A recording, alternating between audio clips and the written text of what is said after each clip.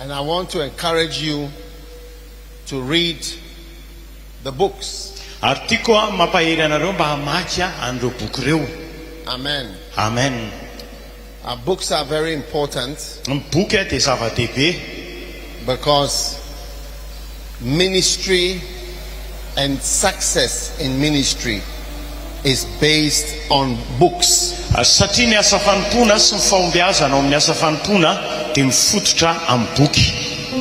Joshua chapter 1.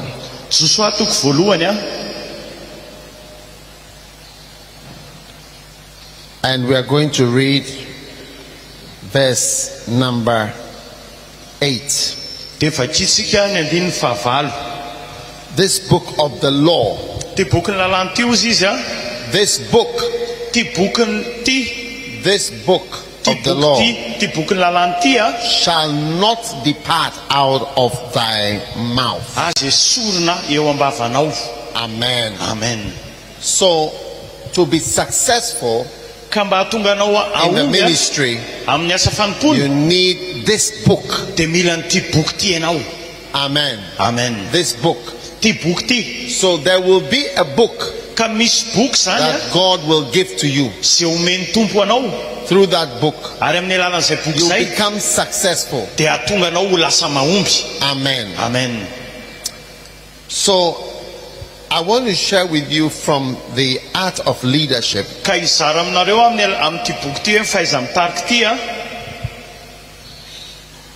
And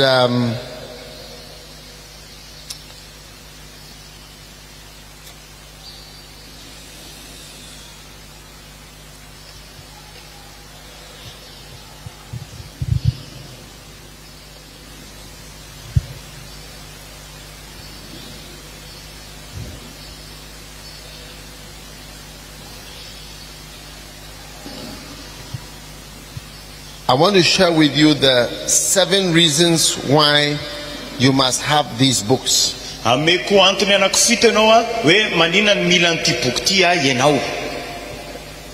the book Art of Leadership. What I'm preaching to you is from the book. The reason I'm showing you that the things are in the books is because you don't remember more than 11% of what is taught. You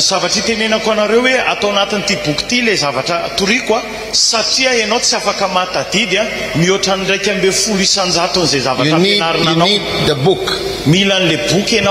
Jesus Christ came into this world and preached for 3 years.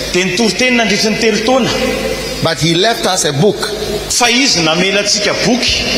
the Bible. If we didn't have the Bible,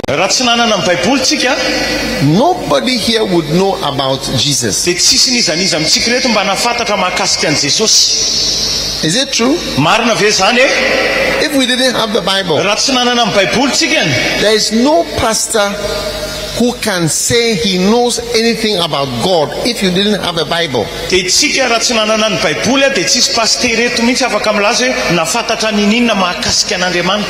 Bible is everything. Anyone who says he knows anything about God, it is from the Bible. And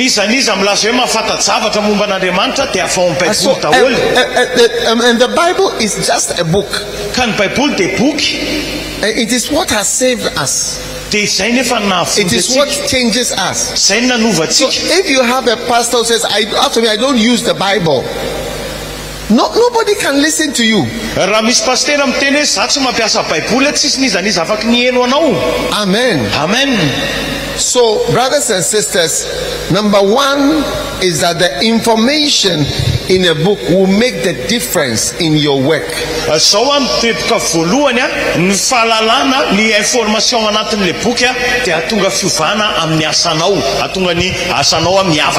Amen. Amen. So people who read the Bible and understand the Bible are people who can make a difference. Ny olona mamaky baiboly ary matakatra amin'ny baiboly dia zay ny olona mavita fiavahana. Amen. Amen. Number 2, faharoa, reading a book puts you in direct contact with the one who wrote it. zao faharoa, rehefa mamaky an'le boky ianao dia mahatonga anao mifandray mivantana amin'izay nanoratra an'le boky. Amen. Amen. If you want to see a great man of God, it is very difficult. Raha hoe te ahita lehilahin'Andriamanitra lehibe ianao, sarotra zany. There are so many great men of God. Just 5 minutes in their presence will change your life. Zao misy lehilahin'Andriamanitra be dia be goavambe eto ambony tany na 10 minitra eo amin'ny fanatrehan'ny zareo fotsiny afaka manova amin'ny fiainanao. I tried very hard to come in contact with Reinhard Bonnke. Za tena niezaka mafy be mihitsy hoe mba hifandray amin'ny Reinhard Bonnke. Has Bonnke been to this town before? Yes. Reinhard Bonnke? Yes. Mahajanga enda Antananarivo. Oh, okay. Yes. Amen. Amen. Boky was a very great man. Reinhard Bonnke zany dia tena lehilahy lehibe. Amen. Amen. But to see him, very difficult. Fa ny hoe ahita anazy tena sarotra be. So one day I decided to read his life story. Dia indray andro zay ako nanapa-kevitra hamaky ny tantaram-piainany. And as I read his life story, Ary rehefa vakiko amin'izay ny tantaram-piainany I realized that it was like he was talking to me. dia hitako ohatrany hoe izy zany mihitsy no miresaka amiko. And I came to know him more. Dia zay natonga anahy hoe nahalala anazy bebe kokoa. Yes. So you must read books. Ka ianao mila mamaky boky. It makes you know the one who wrote the book. Mahatonga anao hafantatra an'le olona nanoratra an'le boky le izy. And a lot of things he cannot tell you. Dia misy zavatra ihany koa tsy afaka hotenenina anao be You dia will be. see them in the books. Dia ho hitanao anatin'le boky le izy. Amen. Number 3, Fahatelo a leader knows that authors are researchers and workers for you. zao koa ny mpitarika koa dia mahafantatra hoe ny hafa dia mpikaroka ho anao ary mitady zavatra ho anao. A book is something that people have researched and done work, and the work is being given to you. Ny boky dia zavatra anankiray nanaovan'ny olona fikarohana ary nanaovan'ny olona asa ary le aveo le boky dia omena anao. There are 2 types of books. Misy karazana boky anankiroa. Books you can read and be blessed, but you cannot repeat. Misy boky anankiroa karazany roa. Voalohany aloha boky afaka vakianao dia tahina ianao fa tsy afaka averinao. And the second type of book is a book that you read and you can teach what you are reading. Dia faharoa boky izay vakianao dia afaka ampianarinao ihany koa izay zavatra vakianao tao anatin'le izy. Amen. Amen. It's not everybody who writes in a way that you can reteach what the person has written. Misy tsy ny rehetrarehetra ny afaka hoe manoratra zavatra anankiray dia afaka vereninao ampianarina ny zavatra nosoratana. Next time you are reading a book, ask yourself, which of the 2 types of books am I reading? Rehefa mamaky boky ianao manaraka dia Antony ny tenanao hoe iza amin'ireto karazana boky reto iza amin'ire karazana boky anankiroa ty vakiko ty. In medical science, we have people writing books on the same subject. Ao amin'ny resaka ara-medikaly zany amin'ny resaka siantifika zany ara-medikaly dia misy olona maro manoratra boky amina sujet anankiray mahakasika lafiny zavatra ray. Some of the books on the same topic, when you read, you have a headache.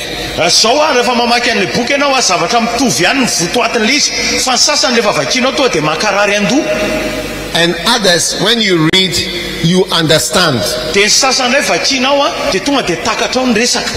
And others still, when you read, you pass your exams. Dia misy sasany rehefa vakianao izy dia afa-panadinana ianao. So make sure you read the right kind of book. Ka zao ataovy azo antoka hoe mamaky an'le karazana boky tena tokony ho izy ianao. Number 4, Faefatra, a book will give you the experiences of the writer.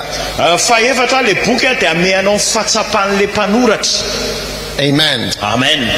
You will learn many things from the experiences of the writer. Ianatra zavatra be dia be ianao amin'ny experience le fatsapana ny ainan'le mpanoratra. When I read Reinhard Bonnke's book, Rehefa namaky an'le bokin'i Reinhard Bonnke I learned stories that I've never heard before, dia nianatra tantara zay mbola tsy henoko hatramin'izay mihitsy including how he was arrested and put in prison. hoe ao anatin'izany hoe izy samborina dia nalefa tany am-ponja. Yes. Eny. So you will not know things unless you read.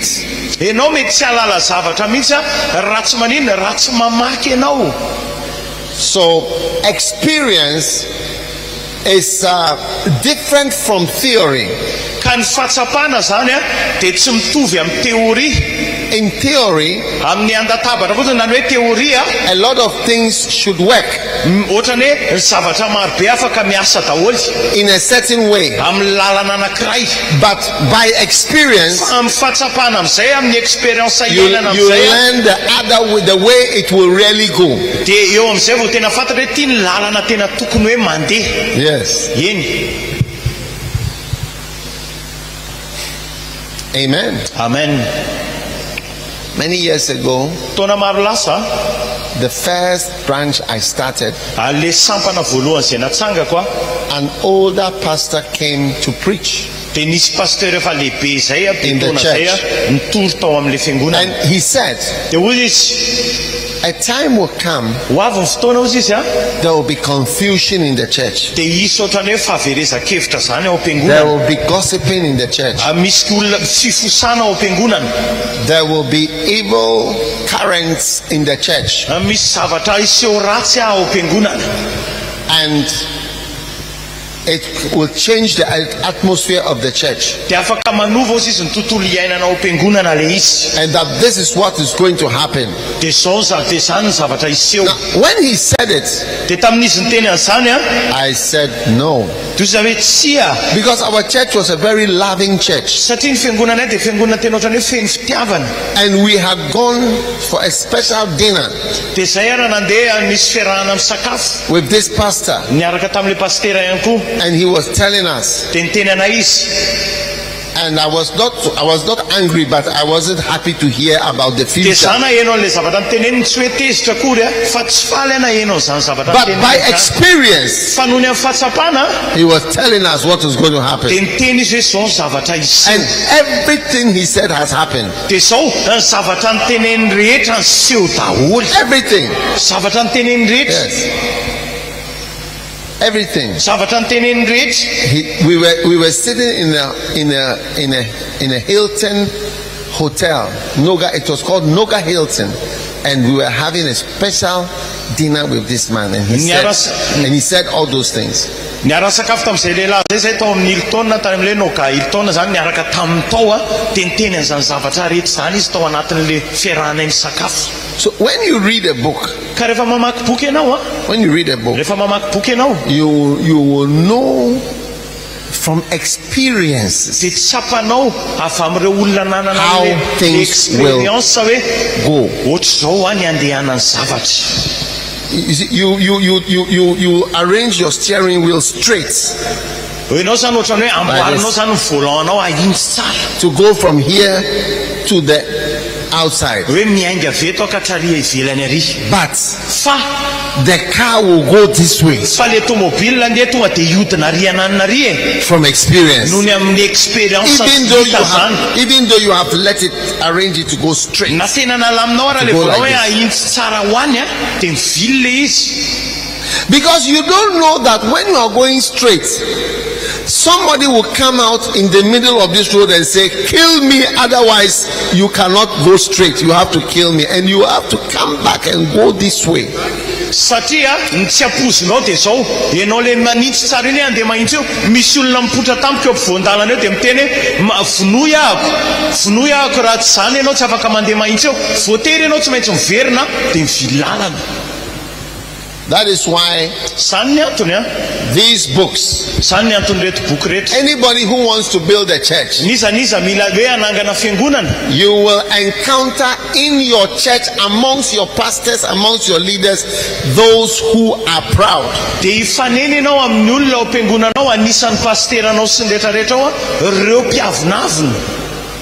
Without pride, there will be no problem in the church. Yes. But I'm telling you, some members are so proud, you can't correct them. You can't speak to them. And the world is suffering from pride. Yes, we are so proud. Are there proud people in Mahajanga? Proud people. They will change the course of your church.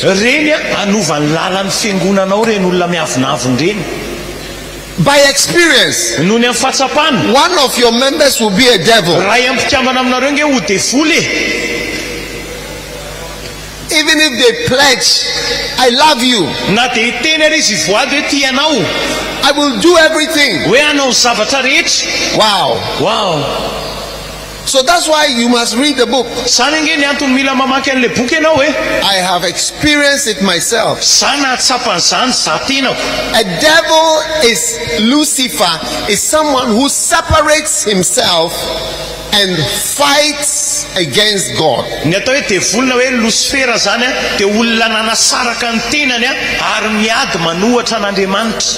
you must learn to fight all these things. The Bible says that the angel Michael, he fought against this.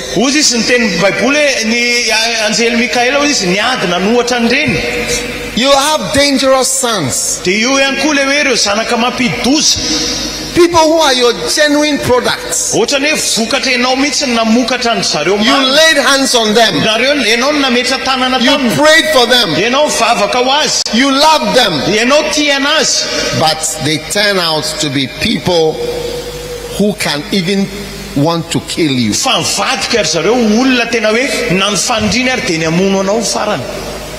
One day I saw hatred in one of my sons, and I was wondering, how does this man have so much hatred?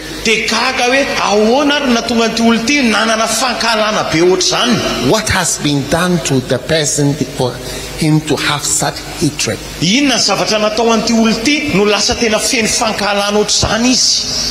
In the Bible it says they hated me without a cause.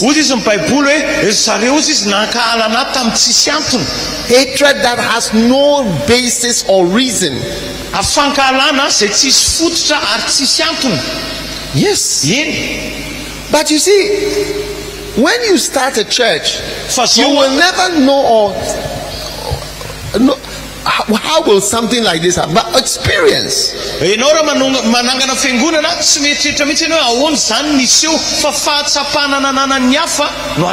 Then this book is those who forget. From experience, you can see that people will forget what has been done for them. Next time you are being very good to someone, have it at the back of your mind that this man may forget. Yes. So you need to read this book, and you to teach this. These books are re-teachable. A lot of pastors use my book and teach my books. Oh yes. Recently, an American pastor went to Suriname, and when he said when he got to the office of the pastor, dia rehefa tonga tao amin'ny birao an'ilay pastera tany izy, he saw my book there dia in mibotiko Suriname, ny tantany any Suriname ma, and he was amazed. dia gaga zareo. Yes, Eny. that the pastor had only 2 books, and these were my books that were there. dia roa ihany ny bokiny dia miboko reo. This book, you can teach it freely. You don't even have to mention my name. Ianao tsy voatery hoe hanonona ny anarako fa afaka mampianatra n'itony boky itony Because malalaka ianao. It's every point in the book is based on a Bible verse. Ary ny teboka rehetra amin'itony boky itony dia mifamatotra amina verset biblika daholo, amin'ny andiny Soratra Masina. So remember, Ka tadidio Hebrews chapter 6 Hebreo toko fahenina and verse 10. andiny fafolo. There are those who forget. Reo le manadino reo You will see them. ho hitanao And then reny. those who leave you, Dia avy eo indray ireo izay mandao anao. people will say, I love you. Misy olona miteny anao hoe tiako ianao, I will be with you. za hiaraka aminao foana. And you know, faith comes by hearing. Dia izao finoana nge tonga avy amin'ny zavatra eno e. Yes. Eny. Faith comes. So when somebody tells you, I love you, Rehefa misy miteny hoe tiako ianao, I will be with you hoe hiaraka aminao forever. mandrakizay, It is difficult to disbelieve. dia tena sarotra ny tsy ino. Yeah, it's easy to believe. Tsotra kely mino an'izany. Anyone who has ever told me, I will always be with you, I believed it. Izay olona rehetrarehetra miteny tamiko hoe za hiaraka aminao foana dia ninoko daholo. But these days, Fa amin'izao andro I izao don't believe it. za tsy mino an'izany tsony. In the same way, Amin'izay za ohatr'izay ihany koa. I say, time will tell. Dia ozy za hoe fotoana ny hiteny an'izany. Yes, time will tell. Fotoana ny hiteny an'izany. Yes. Eny. Experience. Fahatsapana. Experience Fahatsapana. teaches you. Mampianatra anao. So read the books. Ka vakio reny boky reny. That's why God told Joshua, this book is your key to success. Zany natonga n'Andriamanitra ny teny Joshua, ty boky ty ny lakile amin'ny fahombiazanao. There is a book Misy boky somewhere. any It's a anatiny. key to your Iny success ny lakile as a amin'ny pastor, fahombiazanao, amin'ny mapasteranao, as a leader. amin'ny mampitarika I'm anao. telling you. Tena miteny anao an'izany marina. And I think I can tell you that Zany ny teneniko anao. because by the grace of God, Satria noho ny fahasoavan'Andriamanitra, God has used me nampiasain'Andriamanitra to build many churches. hanangana fiangonana be dia be. Yes, Eny. successfully. Tena feno fahombiazana. We have almost more than 4,000 churches. Zay zao manana fiangonana mihoatra ny 4,000. Yes. Eny. And to have crusade all over the world. Ary manana croisade manera-tany. Yes. Eny. So read the book, it will make you successful. Ka vakio le boky ahatonga anao feno fahombiazana le izy. Yes. It will make you very successful. Ahatonga anao tena ahomby marina le izy. The one who wrote the book is successful Le olona by the nanoratra- grace of God. le olona nanoratra an'le boky nye mahomby noho ny amin'ny fahasoavan'Andriamanitra. Yes. Eny. At least by some few parameters. Eny misy karazana apitsopitson-draha Those who accuse you reo zay pepanga anao koa from experience, noho ny amin'ny fahatsapana, somebody will by all means rise up and accuse you. misy olona hitsangana ny ananany dia epanga anao. Yes. Eny. I have people who are accusing me even today. Misy olona nge mepangana foana e. Yeah. No matter what you do, Na inona na inona you ataonao. cannot believe it. Ary ianao ara tsy mihino farany ao tsy mihino But mihitsy there fa are ahoana those ary who zany. will accuse you. Fa misy foana reo zay epanga anao. So read the books Ka vakio le boky and it will make you successful. ahatonga anao ahomby le izy. Joshua chapter 1 verse 8. Joshua 1:8. This book of the law, this book of the law, this book, this book, this book, this book, this book, this book shall not depart Aza vela iala out of your mouth. eo ambavanao. You meditate Ary saintsaina in this book, amin'ty boky this book, ty boky ty this book, saintsaina. this book, Ty boky ty. this book, Ty boky ty. this book, Ty boky ty. books, books, books. Boky. Amen. Amen. It shall make you successful. Ahatonga anao feno fahombiazana zany. Amen. Amen. And then this book, loyalty and Dia ito disloyalty. boky ihany koa fatokina sy fivadiana. Some people hate the word loyalty. Misy olona tena makahala mihitsy an'izany hoe fatokina zany, teny hoe fatokina zany, loyauté. Yes. But that is why we are even mentioning it more. We are not, the word is loyalty. You need loyalty, faithfulness, more than anything. It is the one characteristic that will be asked for in heaven. When you die and you stand before Jesus, two things will be looked at. Well done, good and faithful servant. So your faithfulness, your loyalty to the call of God, to Jesus, will be looked at. And that's what Jesus will say. Well done, good and faithful. Amen. Amen. So loyalty is very important. When you have a church that is built on loyalty, you have a family. Yes, you have a family. It's created. And a family is very difficult to break and to destroy and to leave. You don't leave your family. So some people who hate the message, they call it a cult. And this is, and it's not a cult. It's a family. It's a family. It's a family. It's a family. Hallelujah. It's a family. God will build you a beautiful family. Yes. God will build you a beautiful family. A church family. The church family is a real family.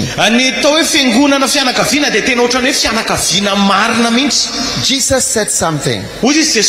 Who is my mother? Who is my brother? Who is my sister? It is these who obey the word of God. They are my brothers and my sisters and my mothers.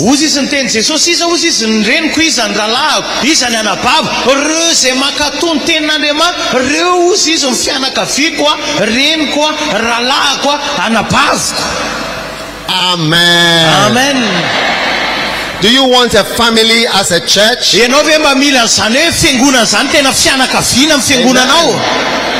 Or do you want an organization with employees?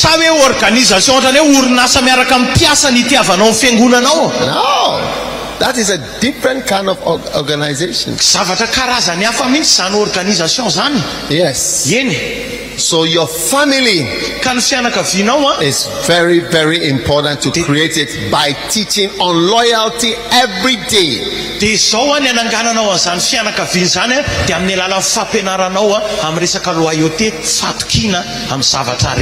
Those who call the family or the teaching of loyalty as a cult teaching, they are usually the Judases and the Lucifers and the Absaloms of the church. Are the ones, they hate this teaching. One day I had a pastor, he threw the book down and he stamped on it. He was a rebel. That is why he hated the teaching.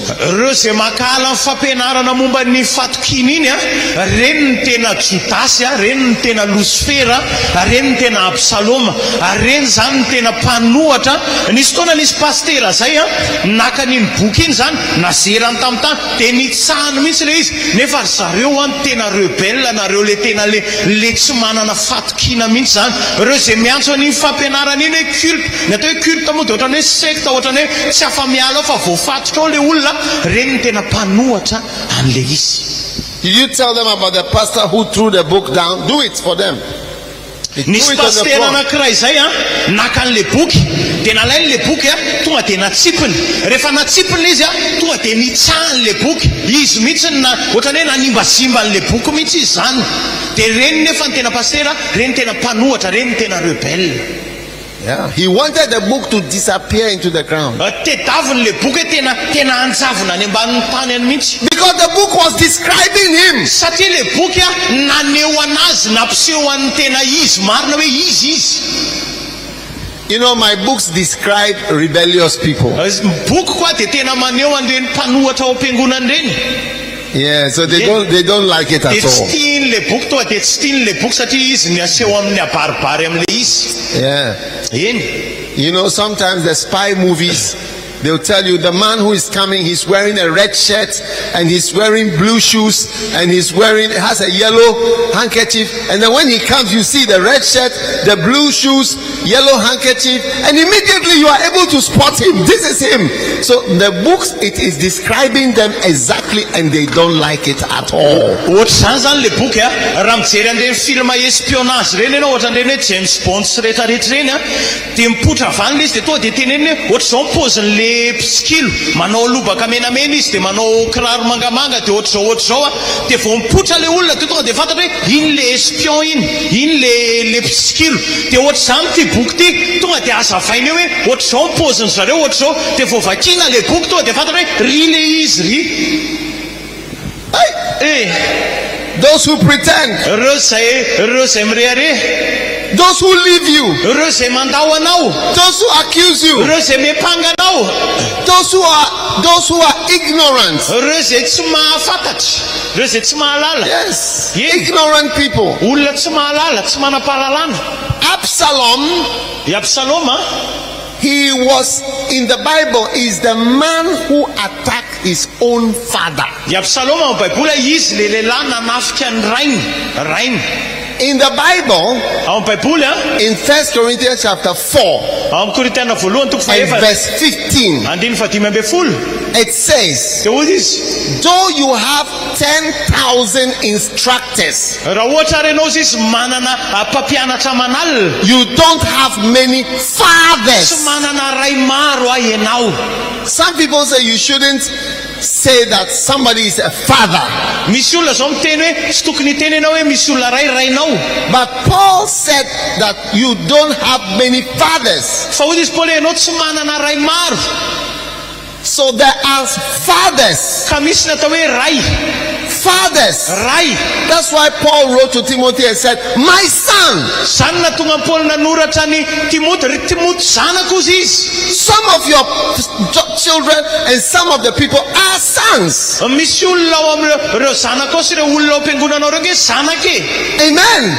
And some people are fathers.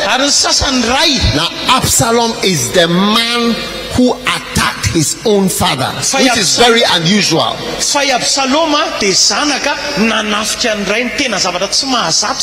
Wow. How can you attack your own father?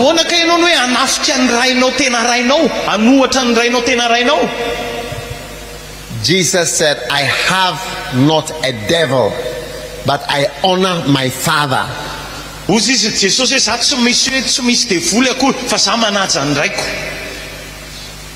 There are some people who say they are not my sons, but you are my sons. You are my sons.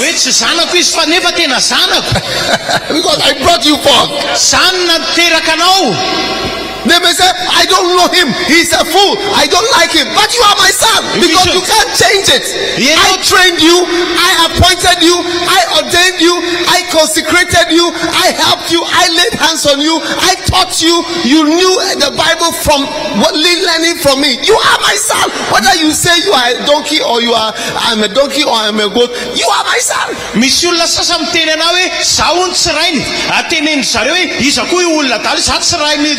Zanako io zany tenefa zany nampianatra an'zareo, zany nampianatra an'zareo ny zavatra tao anaty baiboly, zany nametra tanana taminy, zany nanendry anazy ho paster, zany nampianatra ny zavatra rehetra ho anazy dia androany izy milaza fa za tsy miaraka amin'ny apondro sy ohatr'izany, na tianao na tsy tianao rainao You can't change it. Tsy afaka hovainao You can't zany. change it. Tsy afaka hovainao zany. You can't change who Tsy afaka trained you. hovainao zany izany nanofana anao. It has happened already. Efa niseho le izy tiny. You have already been trained. Ianao efa nofaniko dia io You have already been vahoana. appointed. Ianao efa nitendreko. You have already been ordained. Ianao efa nitendreniko. You can't change it. Tsy afaka hovainao zany. It has happened. Efa niseho le You izy. are a son. Zanaka ianao. And it is an Absalom devil Ka devolon'ny Absalom that attacks his own zay father. hoe manohatra ny rainy zay. Yes. Eny. There are some sons like that. Misy zanaka ohatr' zany. Yes. They are evil sons. Tena zanaka ratsy. It's in the Bible. Ao amin'ny baiboly zany. I pray you never be an evil son. Zany vavaka mba ianao tsy ho zanaka ratsy zany mihitsiny. But you see, I want to tell you something. Fa zao te hiteny zavatra ho This anao. book is those who are ignorant. Ty boky ty dia hoe ireo zay tsy mahalala. Yeah, ignorant. Ignorant tsy Now, mahafantatra. Zao a. when Absalom, who was an evil son, attacked his father, the Bible says 200 men followed him in the innocence or ignorance. In their ignorance, they followed him. Nisy rehefa nanafika ny rainy i Absaloma dia ozy izy baiboly hoe nisy olona 200 lahy ozy izy nanaraka anazy niaraka tamin'ny tsy fahalalany. It is ignorance Fahalalana that will let you follow a rebellious man. mahatonga anao hanaraka olona mpanohatra rebelle. Yes. Eny. You see, an evil son, Absalom, I Absaloma nge zanaka ratsy. the end of it is disaster. Jereo nge fa tena fampitehana ny farany. Disaster. Fampitehana. So you must learn Ka mila mianatra ianao. not to follow in ignorance Tsy hanaraka tsy fahalalana. and in innocence. Ary manaraka ohatrany hoe innocent be tsy That mahalala is zay why ambony we tany ianao. teach. That is why we are teaching, Zany ny antony ampianarana. so that you will grow out of ignorance. Amin'izay ianao mba hivoaka ao anatin'ny tsy fahalalana. Oh yes. Eny. Yes. Eny. You know, ignorance can make you go towards a devil. Ny tsy fahalalana mahatonga anao hanantona devoly. One day I went to Zimbabwe, Ndray amin'izay tany Zimbabwe to a certain town, tany amina tanàna ray. and in that town there was a zoo for snakes. Dia tao amin'ilay tanàna misy ohatran'ny hoe ohatran'ireny tsimbazazy ireny zany zoo zany misy fasiana bibilava zany zoo ana bibilava. Do you have a zoo in Madagascar? Yes, iny Antananarivo. Yes. Yes, ohatran'ny hoe tsimbazaza zany. This zoo was only for snakes. Dia io zoo io ho an'ny bibilava ihany. Now, all the snakes were not moving as usual. They were lying down as if they are peaceful, as though they are even ropes. Dia zao a le bibilava rehetra tsisy mihetsika fa dia mipetraka moramora eo a tsisy mihetsika. Ohatran'ny hoe tady zany zareo mipetraka eo tsisy mihetsika. So the man in the zoo, he had a stick. Dia le lehilahy ao amin'ilay fitehirizam-biby zany manana hazo. He will open the door Dia sokafany le varavarana. and put his stick inside Dia alefany ao le hazo dia ataony and an'izany. move the stick so that the snake will move a little. Dia kitikitihany ohatr'izany dia amin'izay mihetsiketsika kely le bibilava. Because visitors have come. Satria ho avy le mpijery zany dia mba kitihana le izy mba hihetsiketsika. Visitors have come, you have to show. Satria rehefa tonga le mpijery dia mba tokony hoe mba aseho dia mba kitikitihana Oh, kely le yes. bibilava mba hihetsiketsika. So we were happy. Dia faly zay. We were going around, he was showing us all the snakes. Dia nanomboka nanodita zay nijery an'le bibilava Then rehetra. he came to a particular snake called the black mamba. Dia tonga teo amin'le bibilava ray manokana amin'izay antsoina hoe black mamba. He didn't want to open the door for this one, Dia tsy nety ny sokafany le varavarana. but he opened it Fa sokafan-kely tsy and he nety ny put the sokafany. stick in, Dia sokafan-kely dia nikitihany kely. and immediately he closed it. Dia vetivety tonga He dia said, this one, very dangerous, sokafany kely le varavarana dia nikitihany. very fast. Dia tonga dia nakatony aingana satria hoe dangereux be io raha io izy. Yes.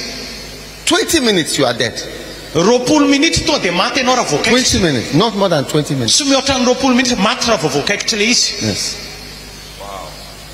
20 minutes. 20 minitra. But we were going near because we were innocent. Dia zay nefa nanantokantona teo satria zay tsy nahalala dia nanantokantona n'le izy teo. We were ignorant. Zay tsy nahalala dia So we were nanantokantona. going near this very dangerous Dia animal. nanantona n'le biby tena mampidi-doza be zay. Yes. You see, when you are ignorant, rehefa tsy manam-pahalalana ianao you can go near a serpent afaka manakaiky bibilava ianao because you don't know what it is. satria tsy fantatra hoe inona le izy. That is why we teach about all these type of zany people. ange ny antony ampianarana ireo karazan'olona rehetra ireo e, They are very dangerous. satria misy tena olona mampidi-doza. If you ever see a person that can destroy your whole life, Misy olona nge tena afaka manapotika amin'ny fiainanao manontolo e, it's this type of people. ireo olona ireo anisan'izany. Those who leave you, Ireo zay mandao anao, those who accuse you, ireo zay mepanga anao, those who are dangerous sons, ireo zanaka mampidi-doza, those who are proud, ireo zay mireare, those who are ignorant. ireo zay tsy They manam-pahalalana. are dangerous people. Tena olona mampidi-doza One ireo. of you is a devil. Ray aminareo And dia those who devono izy. forget. Ireo zay manadino.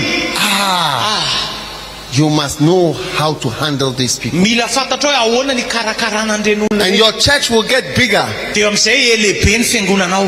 Yes, your church will get bigger Lehibe ny fiangonanao. and grow. Ary tombo.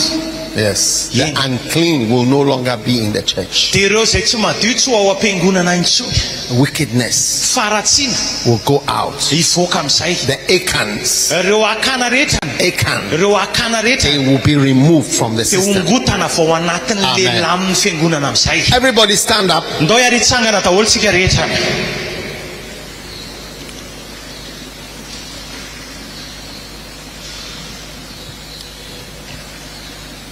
Pray that God will deliver you from these kind of people. Mifafay ianao mba ho afahana For 1 minute, pray. ao amin'ireo karazan'olo ireo ao anatin'ny ray minitra sagnany ny tananao dia mifafay ianao mba ho afahana Andriamanitra ianao amin'ireo karazan'olona rehetrarehetra ny tononona teo ireo mifafay ianao sokafavanao dia mifafay ianao of Jesus. The name of afao Jesus. atombo amin'ireo karazan'olona voatonona rehetrarehetra ireo ireo karazan'olona mampidoza rehetrarehetra ireo ireo zay tsy mahalala ireo zay manadino ireo zanaka mampidoza ireo mpiampanganao ireo karazan'olona ratsy rehetra mampidoza ireo afao amin'ireo ahako fafahinao azafatoka. In the name of Jesus, in the name of Jesus, deliver me, Lord. Deliver me, Lord. Afao atombo. Deliver me, Lord. Afao atombo. Deliver me, Lord. Afao atombo. From those who forget, amin'ireo zay from those manadino who are proud, ireo zay preare, from those who are ignorant, ireo zay tsy mahalala, from those who dishonor. ireo zay tsy manaja. In the name of Jesus. Amin'ny anaran'i Jesosy. In the name of Amin'ny Jesus. anaran'i Jesosy. Deliver me, Lord, Afao from this life in amin'ity Jesus' fiainako ity name. afao amin'ireo Oh yes. Yeni. Thank you. Lift your hands. Asanato ny tananareo rehetra. Father, thank you for a good spirit of loyalty and faithfulness. Zao misaotra anao zay tombo any amin'ilay fanahy tsara ny In fahatokiana Jesus' name. sy ny loyauté amin'ny anaran'i Jesosy. Amen. Amen. You may be seated. Afaka mahazo toerana indray tsika. Now, you have forgotten, but I was teaching you about books. Adinonareo fa nampianatra anareo mahakasika amin'ny boky Number one, voalohany information in a book can change your life. ny information amin'ny boky afaka manova ny tantaram-piainanao Number two, faharoa reading a book will put you in direct contact with the author. mamaky an'ilay boky dia mahatonga anao hifandray vantana amin'ilay mpanoratra. Number three, Ary fahatelo a leader knows that authors are workers. They are working for you. They are doing research so that you can preach from the books. ny mpitarika ihany koa dia mahafantatra hoe mpanoratra an'ilay boky dia olona nanao fikarohana sy ny asa ho anao ary mba hahafahanao ihany koa mampianatra zay ao anatin'ilay boky. Amen. Amen. Number four, a leader knows that you can learn from experience. Mpitarika dia mahafantatra hoe afaka mianatra avy amin'ny experience na fahatsapana nanan'ny hafa izy When you read the book. rehefa mamaky an'ilay boky. Amen. Amen. Number five, Fahadimy a leader knows that a book is a patient teacher. ny mpitarika rehetra dia mahafantatra hoe ny boky dia mpampianatra maharito zany hoe tena passion be izy. Amen. Amen. This is why God gives us books. Zany ny antony amezan'Andriamanitra antsika boky manam-paharetana, mpampianatra manam-paharetana. Because it takes time Satria mila to fotoana learn something. mianaranao zavatra anankiray. I've been a Christian for so many years, Zaho efa kristianina nadrindry ny taona maro serving the Lord. nanompo ny tompo and working in the church. ary niasa tao am-piangonana. And I am trying to learn Dia za miezaka mianatra so many things. mianatra zavatra maro. Yes. Eny. So a book is patient Ka ny boky zany dia tena manam-paharetana. to teach you over and over and over. Mampianatra anao hatrany hatrany. I think that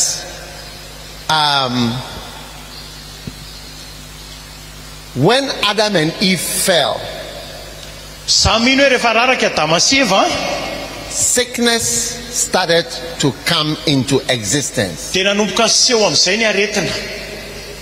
But I think the greatest problem Fa mino that fa ny happened to mankind was a reduction in our thinking. fa ny fantatro hoe ny olana lehibe indrindra nanjoan'ny olona rehefa raraka zany ny olona dia zao nisy fiainana ny fisainantsika. Our minds were darkened. Dia ohatrany hoe no amaizinina tsy hoe ohatra ny fa no amaizinina ny saina zany. Scientists have shown that people use only a small part of the brain. Ny mpanao ny siantifika dia miteny hoe ny olona dia mampiasa apahany kely fotsiny amin'ny ati-doha.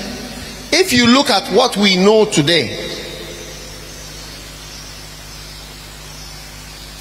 mobile phones, televisions, cars, rockets, planes, it has taken the human race thousands of years before we know that how to just make a mobile phone.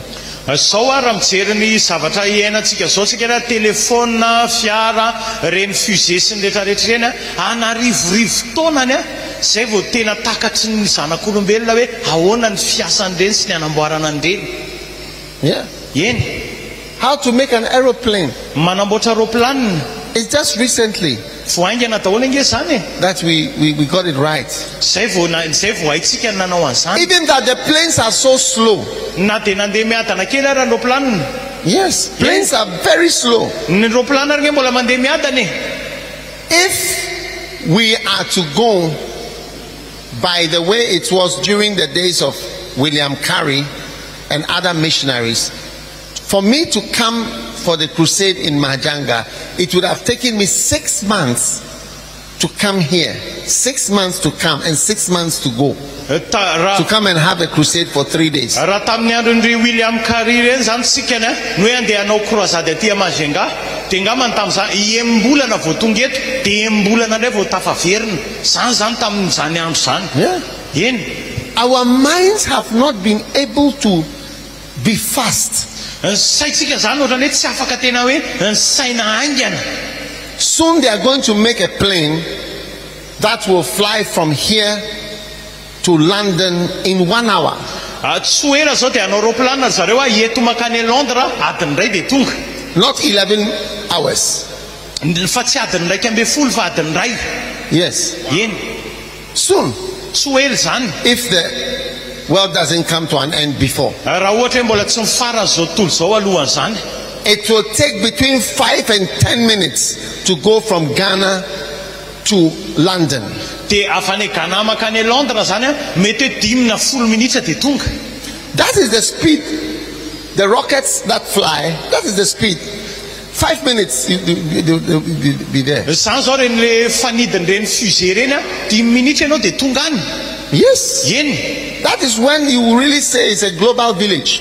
Zany amin'izay vao tena tonga amin'izay le hoe tanàna iray sambe na hoe global village amin'izay le hoe tanàna maneran-tany zay ohatrany hoe lasa tanàna amin'izay zany ty zao tontolo zao ty. Because you can be in Madagascar today and you can be in Ghana in just like 5 minutes, 10 minutes you are there. Satria mety ohatrany hoe eto Madagaskar And it will be very cheap. dia afaka 10 na 10 minitra dia any Ghana It will be even cheaper than it is now. dia amin'izay nefany le prix an'il'izy koa mbola mora be koa vidin'le billet. Amazing. Tena mahavariana. But you see, it sounds funny to you. Dia nefa ohatrany hoe mampiomehy aminao In the days of William Carey, tamin'ny andron'ny William Carey reny it took 6 months to go from London to India. 6 months. miala avy any Londres mandrapatonga any Inde. Enim-bolana tamin'izany. Yes. Eny. On a ship. mandeha sambo. You see, but the human mind learns very slowly. Satria saina maolombela dia mianatra miadana. Yes. Eny.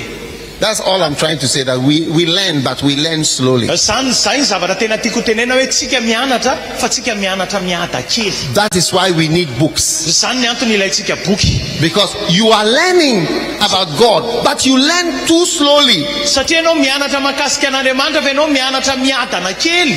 So you need to have a book. You keep reading the book. The book is a patient teacher. Dia ianao mila manana an'le boky dia vakianao foana le boky satria le boky mpampianatra manam-paharetana. Amen. Amen. Everybody lift your hand and say, I am learning. Atsanato ny tanantsika rehetra dia teneny hoe za mianatra hoe a. But it is too slow. Fa miadana loatra hoe. It's too slow. Miadana loatra. Too slow. By the time your life is over, you now know the things you needed to know when you were young. Rehefa ifarana amin'izay fiainanao a, io vao hainao le zavatra tokony mba ho hainao tamin'ny andro ny fahatanorana.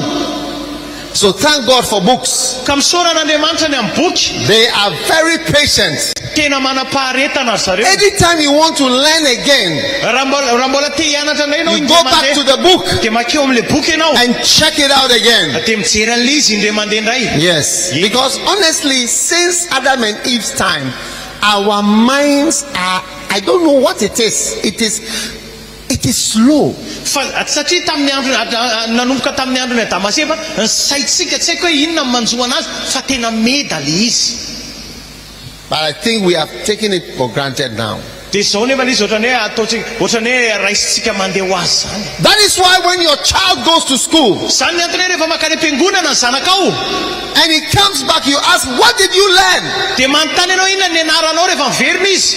They will say, I learned ABC, that's all. For 1 year, ABC. Heritaona izy miverina avany dia inona ny anaranao dia ABC. Nandritra ny heritaona ABC ny ainy. How can you use 1 whole year to learn A, B, C, D, E? Ahoana hoe heritaona ray manontolo a dia ny anaran'ny zanakao hoe A, B, C, D, E. Zay mba ny anarany nandritry ny heritaona. A child will go to school for 6 years before going to class 1, and he knows nothing for 6 good years. Izy taona nandeha tany am-pianarana, zay vao mivadika 6e dia tsisy ninona ainy anefa nandritry ny taona. 6 years of school fees. Zany jusqu'à tany amin'ny T5 moa antsika andoavany ekolazy nandritry ny taona. And he knows almost nothing. It's almost the same as somebody who didn't go to kindergarten. Lift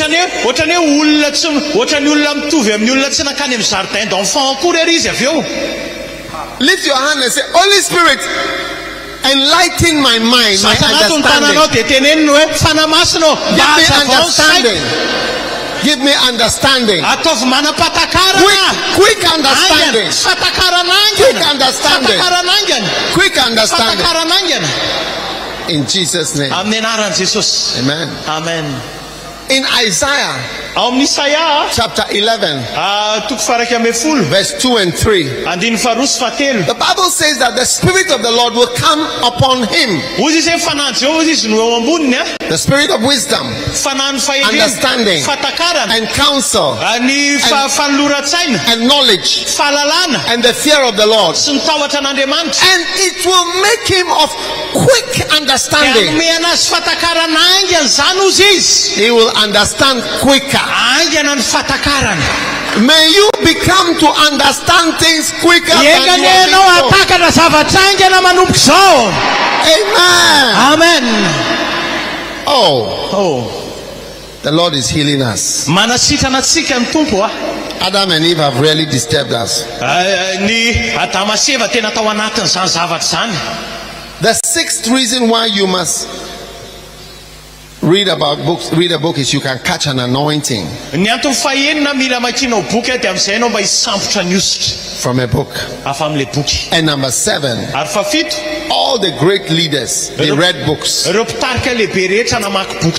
Amen. So from today, become a reader. of the books. Amen. Amen. And God is going to bless you. Hallelujah. Hallelujah. Now, one of the blessings of a book is the anointing. Amen. Amen. Which one is anointing? These ones.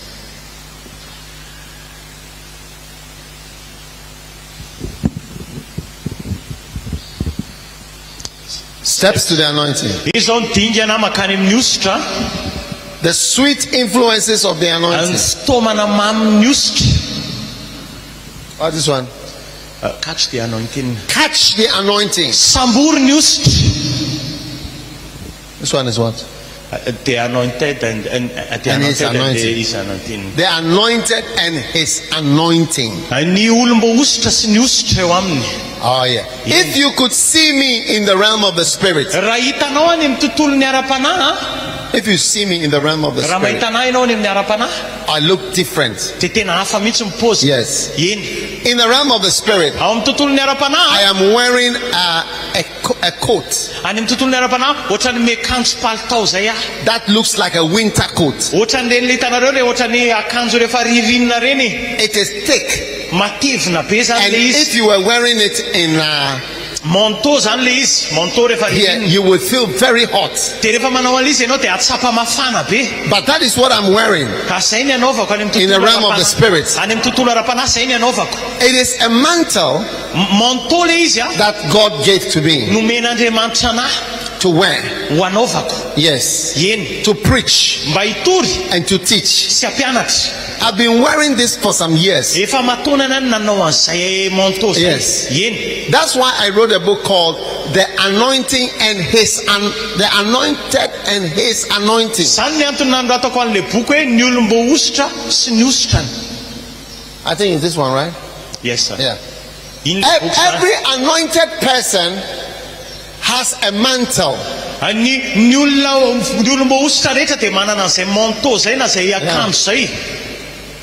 And without that anointing, you cannot do much.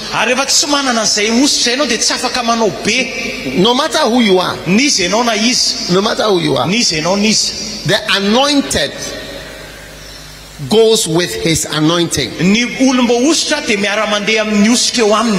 Now, if you want one of those mantles, how many of you want one of those mantles? If you want one, shall I show you where you can get one? Shall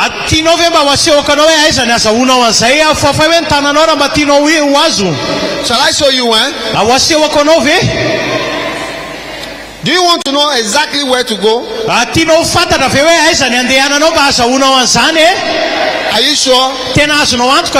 Will you go there if I show you?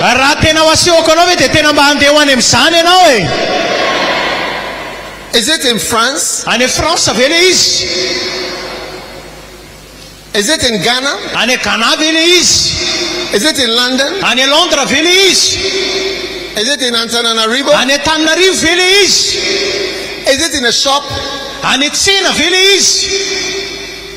Is it in a school? No. The mantle is on somebody.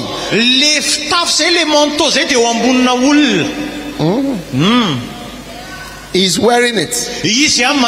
What you need is being worn by somebody.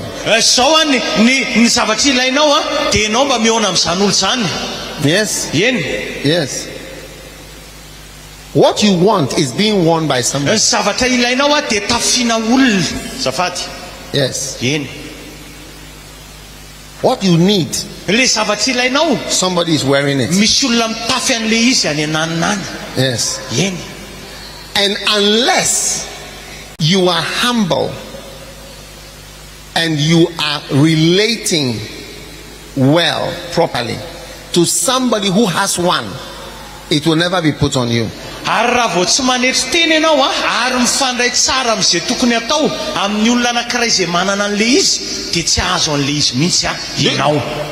Now, this mantle is like, it's magical.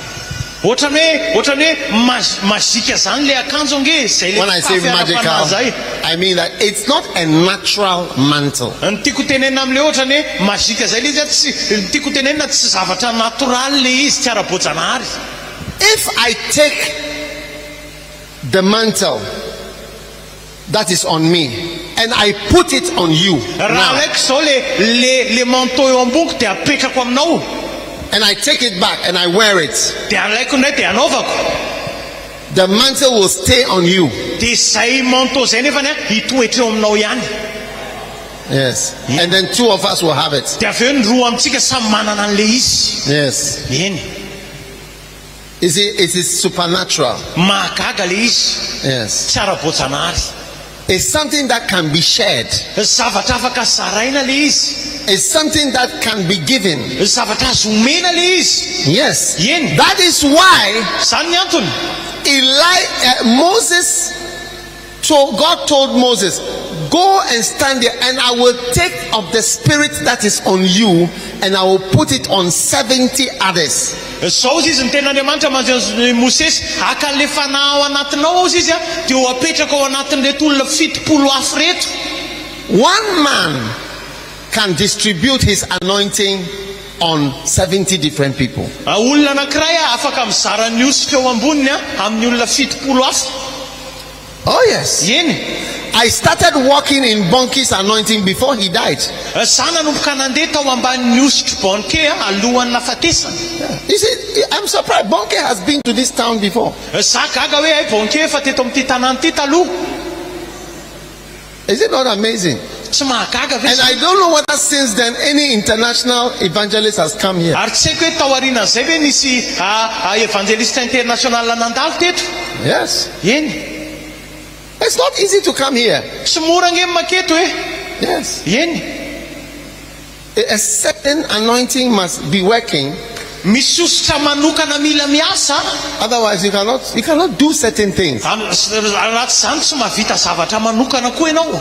Amazing. Mahavariana zany. Is it not amazing? Tsy mahavariana ve zany e? Yes. Eny, So if you want a mantle, karaha mila zay manteau zay ianao, zay pray that zay. one day, God's servant will take in the realm of the spirit his mantle, put it on you, and then maybe he puts it back on himself and it stays on you. It's a magical supernatural mantle. Mpanamanitra ametraka an'izany manteau ara-panahy zany eo amboninao de vereniny anaovana le izy fa na ianao na izy samy mitondra an'le ositra aveo. Receive your mantle. Raisany manteau anao zany. Receive your mantle. Raisany manteau anao Receive zany. your mantle. Raisany manteau anao Receive your zany. mantle. Raisany. So if you take bows and arrows raha ohatra hoe raisinao zany and shoot raisinao zany le ohatrany hoe flèche someone who has the mantle, le zana-tsipika sy le flèche iny de mitifitra an'le olona manana an'le manteau ianao, the person with the mantle will never come near you. de tsy anakaiky anao mihitsy le olona mitondra an'le manteau. That is why those who criticize anointed people never become anointed. They only become demonized. Zany mahatonga hoe ny olona zay manakiana ny olom-boositra de tsy lasa olom-boositra zany fa vao mainka ara mivadika demony. Those of you who criticize pastors Reo mpanakiana pasteur reo, and you sit at home and you talk mipetraka ao an-trano de manaratsiratsiratsy eo about God's anointed servant, mahakasika an'ireo mpanompon'Andriamanitra voaositra, you can live 1,000 years, you will never be anointed. afaka miaina anarivo taona ny ianao eto ambony tany ity fa tsy olom-boaositra zany mihitsy ianao. Because the anointed is with his anointing. It is something that he wears. That's why it's called a mantle. Satria ny olom-boaositra de miaraka amin'ny ositra, zavatra ohatrany hoe anaovany le izy, zany mahatonga le izy hoe manteau. When Elijah was taken into heaven, Rehefa naentina teny an-danitra amin'izay nentina napakariny Eli. where is Elijah? De lasa izy Eli, He had gone up. lasa niankatra izy. But when he looked on the ground, Fa rehefa nijery tamin'ny tany izy, Elijah's mantle was left behind. de hozy izy hoe le kapotiny Eli, hozy izy le manteau any Eli nilatsaka teo ambany teo. Yes. Eny, So Elisha picked the tonga de mantle. niraisiny Elisa le izy. And when he got to the river Jordan, De rehefa tonga teo amin'ny renirano Jordany, teo amin'ny ony Jordany, he said, where is the God of my father? hozy izy aiza ny Andriamanitra ny raiko? And he didn't take his handkerchief, he didn't take his stick, he didn't take anything, but he took the mantle, because the power is in the mantle. And he used the mantle to strike the river. And he said, where is my God? And immediately the river that responded to the mantle of Elijah responded again, because the same mantle. Hallelujah.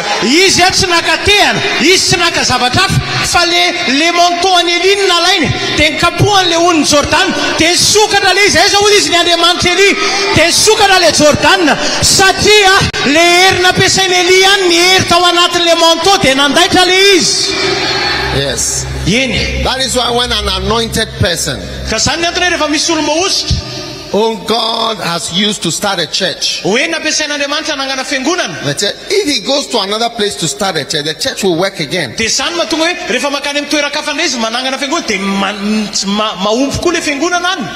Because the river responds to the mantle in the same way all the time.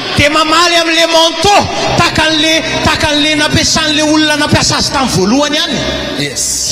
A river responds. Yes. So that's why I'm having a crusade in Mahajanga. And the city is responding in the same way as when Boky was here. Receive a mantle of the anointing. Receive a mantle of the anointing. Receive a mantle of the anointing. Receive a mantle of the anointing. Yes. The last day that I saw Boky, the last moment that I saw Reinhard Boky, it was in a lift. The lift was going down, and Boky was going to his car, and I was in the lift with him, and he was shaking and trembling, and I was looking at him. He was precious to me. He was wonderful to me. He was precious to me. I knew I would not see him again. I knew I would not see him. If you value the anointing, you value the anointed, because the anointed is carrying the anointing. The anointed is carrying the anointing, and it is the anointing that the river responds to. Yes.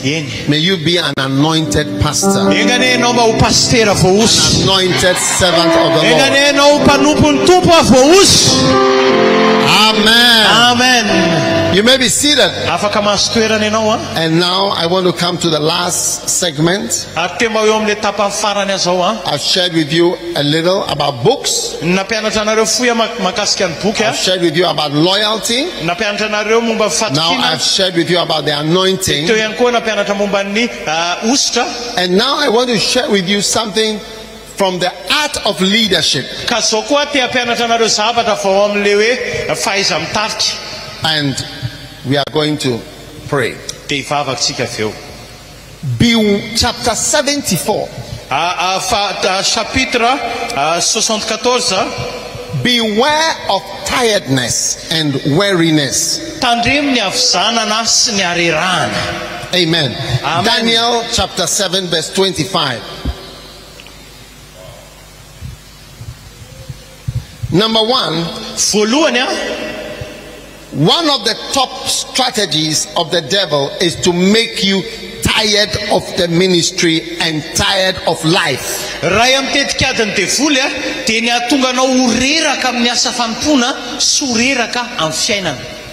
In Daniel chapter 7 verse 25, he shall speak great words against the Most High, and shall wear out the saints of the Most High, and think to change times and laws, and they shall be given into his hands.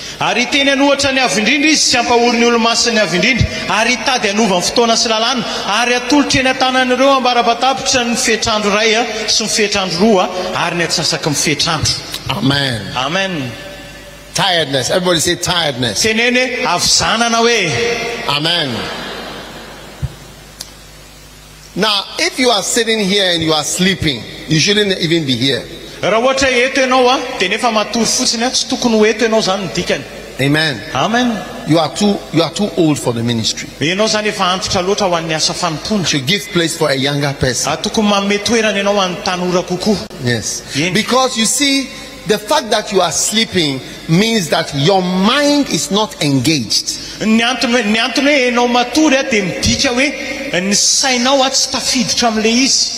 Which means that it doesn't connect to your mind, which means it doesn't connect to your spirit.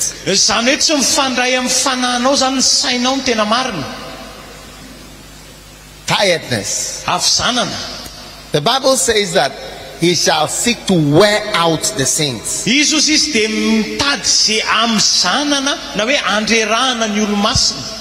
Ministry is for young people. Ministry is for young people.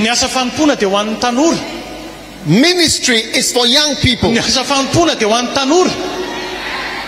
And those who are young at heart and also young in body.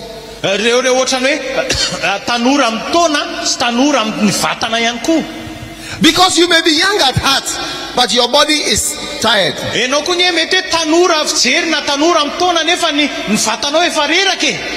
Amen. Amen. One of the strategies of the enemy is to make you tired.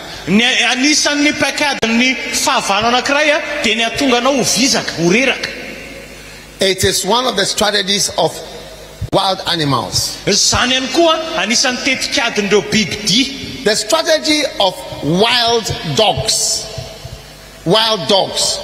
they will run after a deer that is big like this. It's as big as this, like this. It's high, and the dog is small like this.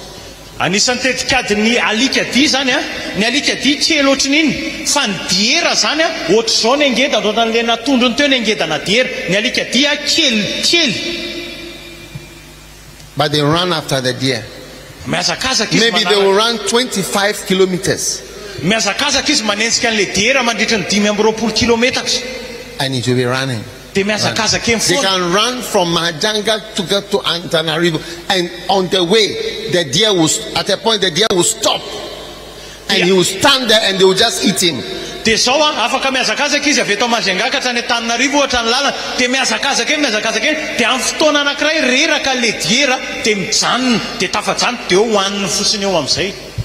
It's small, but he can run for a long time. So a lot of pastors are tired. So you are being defeated because you are tired. You are weary of the fighting and of running. Paul said, I've run my race. So by all means, there will be tiredness in the running.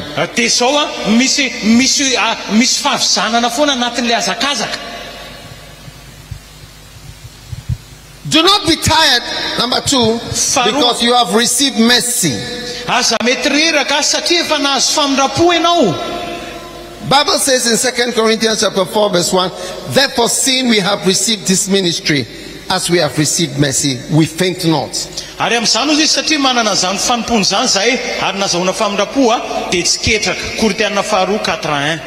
You've received mercy. That's the reason why you should not be tired. Some of you are tired prematurely. Yes. Sleeping. One day somebody came to see me and said, I have a problem. I sleep in class, I sleep in school, I sleep in church, I sleep at every meeting. Pray for me. And you see, it is a problem. You cannot sleep everywhere.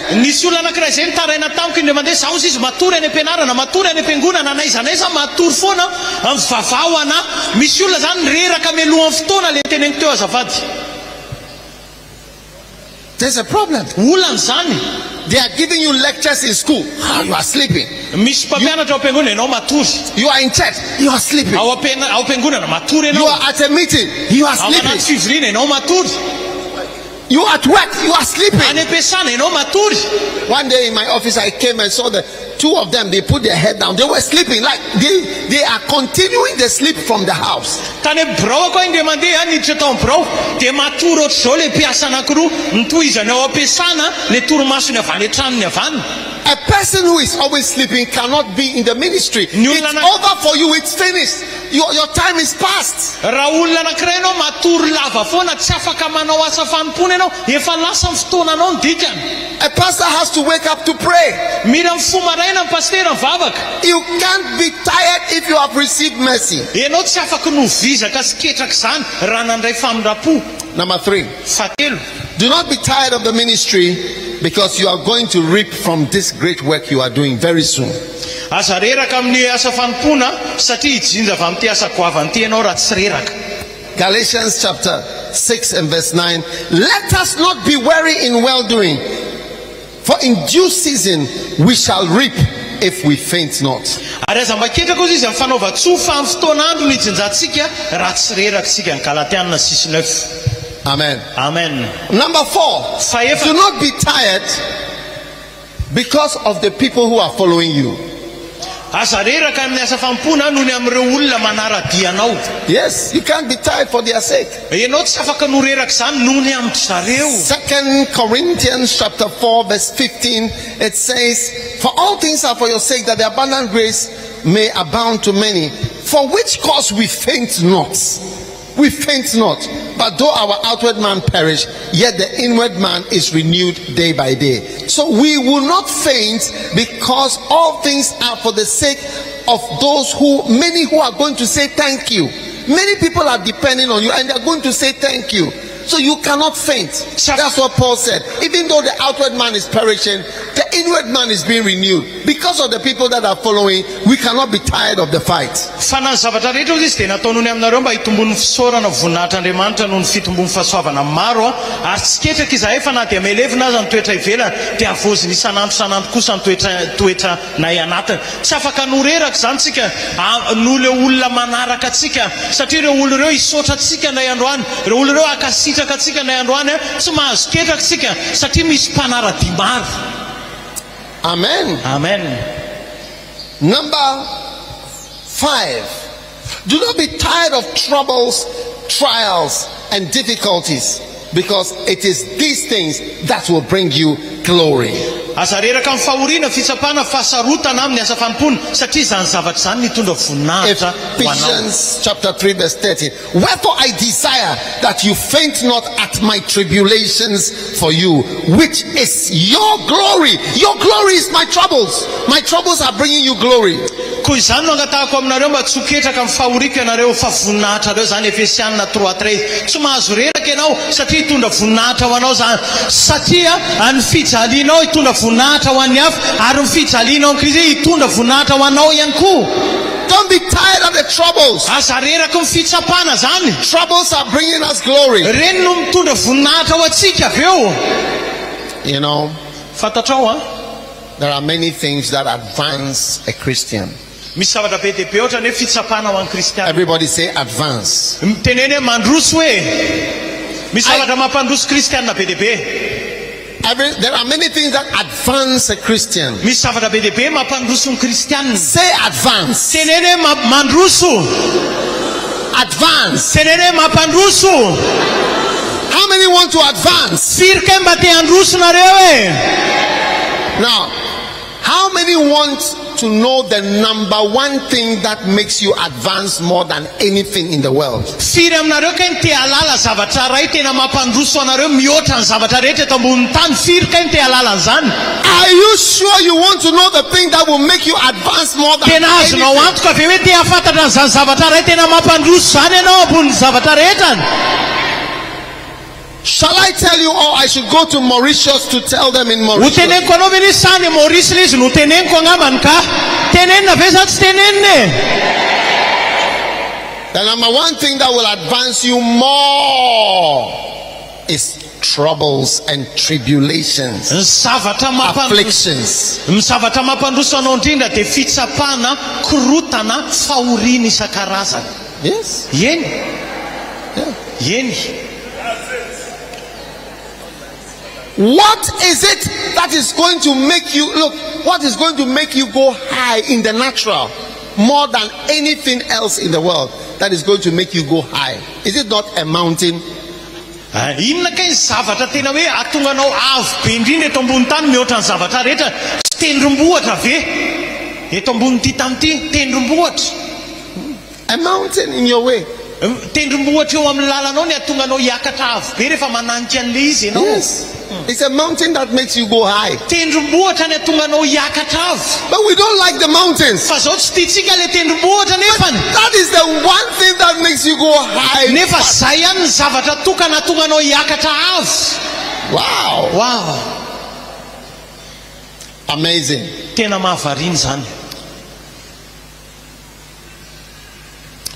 Troubles. Korotana. Don't be tired of your troubles. Aza reraka ny amin'ny korotana amin'ny fiainanao. Amen. Amen. Number 6. Fahenina. The last point. Teboka farany. Do not be tired of the ministry because you may lose your position if you complain. Aza reraka amin'ny asa fanompona satria mety ho very toerana ianao raha mitaraina. Amen. Amen. Elijah said in 1 Kings 19 verse 4, but he himself went a day's journey and sat down under a juniper tree, and he requested to God that he may die. And he said, it is enough. It is what? Enough now. Lord, take away my life, for I am not better than my fathers. Panjaka voalohany 19:4 Eli no miresaka fa izany kosa izy nandeha lalana iray andro tany anefitra ary tonga ka mipetraka teo ambanin'ny anjavidy anankiray dia nagataka ho faty izy ka nanao hoe aoka izay alao ny haiko ankehitriny Jehova fa tsy tsara noho ny razako aho. Amen. Amen. Lift your hand, say, I'm ready to keep on fighting. Atsangano ny tananao dia tenene za vonina iady hatramin'ny farany hoe I'm ready to keep on fighting. tenene za vonina iady hatrany hatrany hoe Amen. Amen. Now, remember, one of the top strategies of the devil is to make you tired. Sao tadidio anisan'ny paikady faratapon'ny Satana anoerana anao dia atonga anao ho reraka sy vizaka. Daniel 7 verse 25 says, he shall wear out the saints. Amin'ny Daniela 7:25 teo izy hoe amizaka andreraka anaketraka ny olo-masina izy izy. And remember, the Bible says, as we have received mercy, we faint not. Teo izy Baiboly miteny amintsika satria nahazo famindrapontsika izy dia tsy ho ketraka. And the Bible says, let us not be weary in well-doing, for in due season we are going to reap very soon. Teo izy Baiboly aza ketraka amin'ny fanaova-tsozy izy fa amin'ny fotoan'andro ny jinjatsika. And the Bible says that all things are for our sake. So all these troubles and so on are for our sake. So we must not faint. Zavatra rehetra zay mandalo koa fitsapana sy ndraidradraitrana tsy tokony ho ketraka tsika ho izy Baiboly. Don't be tired of troubles. They are bringing you glory. Aza reraka ny amin'ny korotana zany hitondra voninahitra ho anareo reny. And don't say I'm tired. Dia aza miteny zany hoe reraka. Don't say it's enough. Dia aza miteny zany hoe ampy zay. Because satria you'll be surprised. Mety ho gaga ianao. Your replacement Tonga dia ho voasolo in the realm of the spirit ao amin'ny tontolo ara-panahy will hear andreanao hiteny that an'izany one of them hoe ray amin'ny zareo is tired. reraka hono ny ray. Let his replacement come now. Aoka ho avy amin'izay ny remplaçant zao. You must be careful. Mila mitandrinareo. Now I'm going to give you something to watch. Za ampiseho anareo zavatra ho Do jerena. you have buffaloes in Madagascar? Buffaloes? Tsika ve manana buffle aty Madagaskar? You don't have some. No. Have you seen one before? Enao ve fa nahita buffle le ohatran'ny omby ngeza be reny izy le misy tandroka be reny. Buffalo. Buffle. When I saw one, Rehefa nahita ray you know, in wildlife we have what they call the big five. Amin'ny resaka ohatran'ny hoe monde sauvage zany misy ny atao hoe reo dimy ngeza be. The big five Reo dimy ngeza reo are the big and dangerous animals. reo zany tena ngeza sy tena ohatran'ny hoe dangereux indrindra. And the buffalo Ary ny buffle has a reputation dia manandaza of being a killer hoe tena mpamono and wild. sy tena sauvage. That is why it is one of the big five. Zay ny antony hoe ao anatin'le anankidimy izy zany le tena hoe tena lehibe. Yes. Eny. Now, the first time I saw one, Tamin'ny voalohany nahitako it is ray very long tena lava be ohatr'izany zany. like this, about like this. Ohatr'izany zany ny halavany avy eo amin'ny seza io ka hatrany. Something like this. From here to here. Zany ny halavan'le buffle. Huge. Sady ngeza be. Big. Eny ngeza be. Yes. Eny. With horns. De miaraka amin'ny tandroka. And it's very wild. Ary tena sauvage. Very, very wild. Sauvage. Now, Sao one of the things that is amazing to see is lions killing a buffalo. zavatra ray tena mahavariana mijery azy de liona mamono an'le buffle. Sometimes about 10 lions will try and kill one. Indraindray liona anankifolo miezaka mamono anankiray. So one day, Indray andro I saw somebody explaining why the lions kill the buffaloes. nisy olona anankiray zay nanazavana ndray andro hoe ahoana ny liona no mamono an'le buffle. I saw the head of buffaloes in the movie. Hitako ny lohan'le buffle tamin'ny Hundreds. They say there are millions, hundreds of buffaloes. hitako le buffle tamin'la documentaire ray zay tena anarivorivo zareo tamin'izay ohatra ny omby ngeza be zany ny buffle And the lions cannot eat them. de tsy afaka You see them telling that the lion will be here.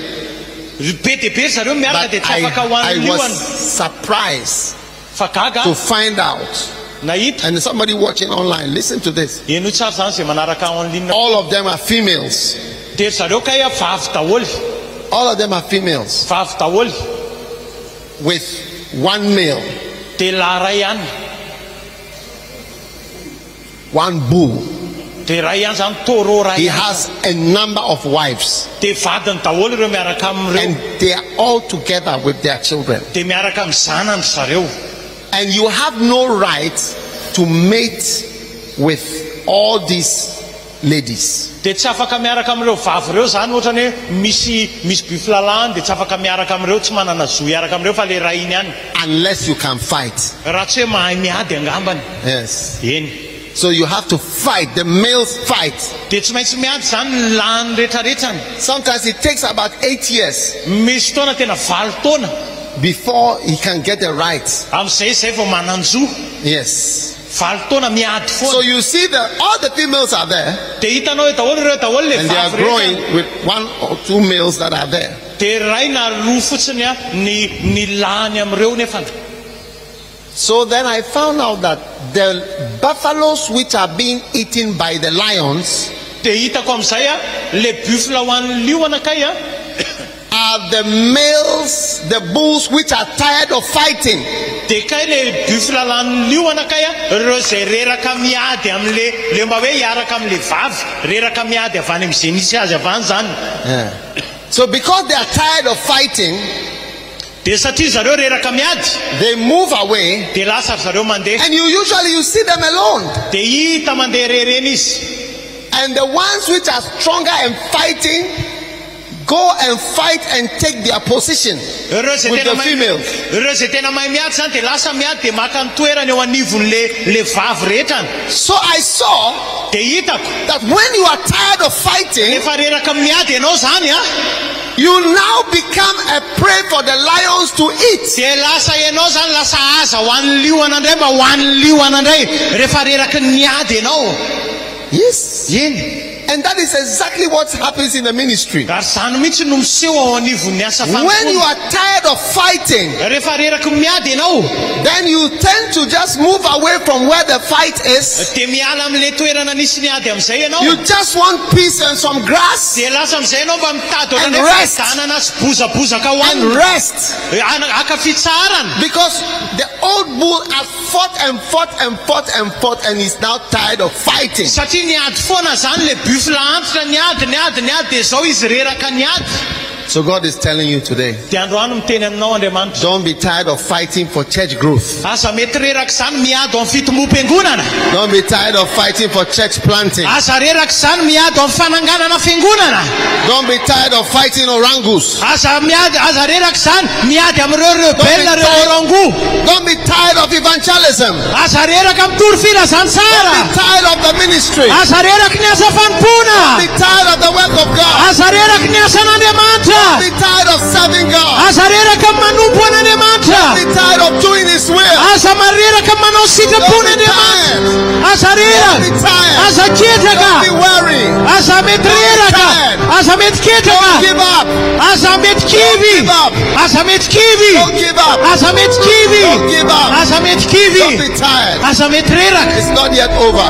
Tsy mbola vita akory. Lest you be taken up by a lion. Aza mety reraka raha tsy zany ho samborin'ny liona. Nobody here Tsisy niza nizy eto. is going to be eaten by a Tsisy lion. niza niza ho lanin'ny liona zany eto e.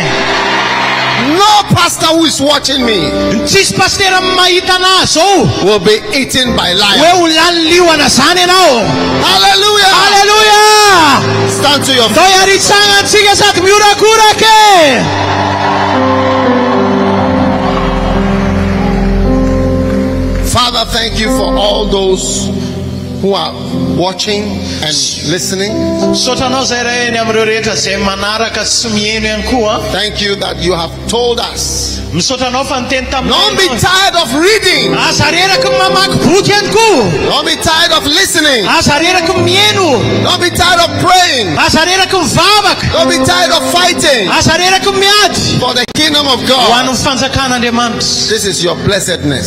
Zany no fitahinao zany. Don't be an old bull Aza ohatran'ireny le toro antitra who will reny ianao. be eaten by 12 lions Zay ho an'ny liona 12 isy. because you are tired of Satria fighting reraky ny miady ianao to survive mba ho velona and to trano serve the Lord. hanompo an'Andriamanitra. I'm not tired of fighting. Zangy tsy reraka miady e. Don't be tired of fighting. Ianao koa aza reraka miady. Don't be tired of fighting Aza reraka miady. to learn more. Menara bebe To grow ko. more. Mivavaka bebe Don't be ko. tired of fighting Aza reraka miady. to catch an anointing. Tana miady Don't be samtanyos. tired. Aza Don't be reraka. tired. Aza reraka. Don't be tired. Aza reraka. Don't be tired. Aza reraka. Thank you, Jesus. Sotra Jesus. Father, thank you for every heart that is here today Sotranao zay tombo any amin'ny fo rehetra Bless. zay eto androany. and touch every life. Taio ary kasio By your Holy Spirit. amin'ny alalan'ny fananao masina. Thank you, Jesus, Sotra Jesus. for your goodness, Sotra ny fatsaranao. your kindness, Ny amin'ny fitiavanao. your mercies, Ny amin'ny famindraponao. and your love, Amin'ny fitiavanao. and your mighty power. Ny amin'ny hery mahery vaikanao. Thank you for reviving your servants. Misotranao fa narehatra vaovao indray ny mpanomponao. Thank you for reviving your servants, Misotra fa velombelomina indray ny mpanomponao. your followers, Ny mpanaraka anao. your disciples. Ireo mpianatrao. We shall fight on. Iady zay. We shall carry on. Androso foana zay. Oh, we shall not be worried Tsy mety ho ketraka zany zay. because we have received mercy. Satria efa nahazo famindrapo. Because we shall reap very soon. Satria hijiny zay tsy ho ela. Because we don't want to be eaten by lions. Satria tsy tiana ho an'ny liona zay. We declare we have overcome the strategy of the enemy. Mambara nefa resina izany paikady ny fahavalo zany. Cause us to be wary Ary tsy ho reraka zany zay. before our time. Amin'ny vaninandronay. We give you praise. Amin'ny teranao zay a. We give you glory. Menanao We voninahitra. give you thanks, Lord. Menanao fisaorana. In the name of Amin'ny Jesus. anaran'i Jesosy. In the name of Amin'ny Jesus. anaran'i Jesosy. In the name of Amin'ny Jesus. anaran'i Jesosy. Everybody shouted amen. Manova mena mafy. God bless you. God bless you. Atahin'Andriamanitra You nareo. may be seated. Afaka mahazo toerana. Hallelujah. Haleluya. Now, there are some people here that God has touched your heart. You would like to come to Bible school. Misy olona eto mikasihan'Andriamanitra mifonao temba ho any amin'le sekoly baiboly zany. If you are here like that, lift up your hand. I want to give you a scholarship. Za mianao borsa atsangano ny tananao raha vonona ianao zany a andeha ho any amin'ny zareo a hianatra baiboly ao amin'le sekoly baiboly a Lift your hand hiantoka like borsa zareo. Izy tenany mihitsy ny asandrato hoe ny tananareo. Come to Tonga the ava ty aloha ty ny tsangana. Tsangana aingakainga antsika. I want to pray for you. Come. Hivavaka ho anareo ahako a. Aingakainga antsika e. Come. Tsika tsy reraka tsinona tsy ketraka. Aingakainga antsika valerina fany a. Oh, yes. Eny. There are many young people God Misy is going tanora to be use. dehibe reto a. Oh, yes. Yes. Eny. Lift your hands. Asandrato ny tananareo. Father, thank you for these whom you have called. Bless them, I pray, and use them mightily. Raise up mighty servants of God. I ask it in the name of Jesus. Thank you, Heavenly Father, for using these ones. In Jesus' name, amen. God bless you. When we close, Doctor is going to meet with you and explain everything. It's a great blessing for everyone. God bless you. You may take your seats. Let's welcome.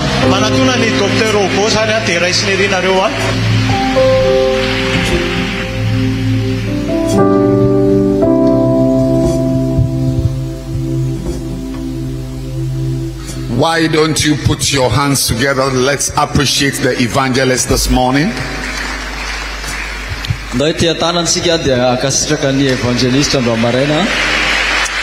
What a powerful teaching.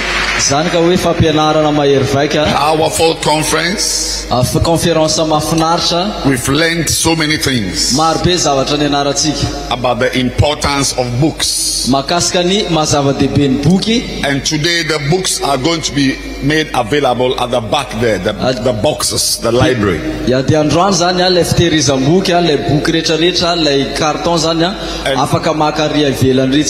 One box is 160,000 ariaris. And also remember that we have audio macarios, the one you listen to. Hello, and what a beautiful session we've had there. That was the Healing Jesus Pastors Conference with Evangelist Dag Heward-Mills. We've had a blessed time. Yesterday, the evangelist touched on artificial leadership, and today we heard the importance of reading, why you should be a reader and why you should read. Now, the chapter that he read on was chapter 24 in the art of leadership, and for artificial leadership as well, it was chapter 73. So make sure you go out and get the books. He also touched on some other books as well, which I believe we should all get. It was such a powerful time in the presence of God this morning, and I believe we are having a blessed time. Don't forget to tune in this afternoon around 2 p.m. GMT for the Healing Jesus in Mahajanga. This is the final day. You do not want to miss out. So I will see you this afternoon for Healing Jesus campaign, which is continuing in Madagascar.